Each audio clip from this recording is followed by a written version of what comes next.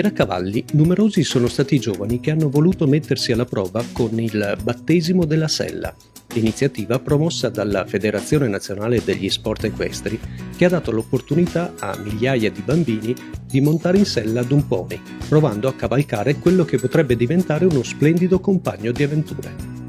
Percorsi di gioco che hanno fatto provare l'emozione che trasmette l'andare a cavallo. Che è un momento privilegiato, perché l'idea è di creare in poco tempo l'emozione di andare su un animale, l'odore, il movimento, il colore, quindi è un momento molto importante. Sembra che non sia importante, ma io sono convinto che questo può creare il declic, come si dice, l'interesse, il tasto per dopo eventualmente aver voglia di montare a cavallo.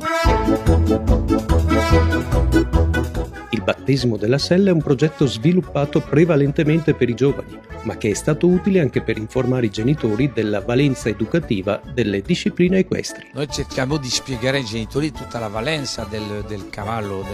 da sé più dell'equitazione, e allora da lì, se il genitore è interessato, perché spesso si pensa che è molto oneroso, è molto caro, allora la gente si blocca, quindi noi facciamo passare anche un messaggio del fatto che non è così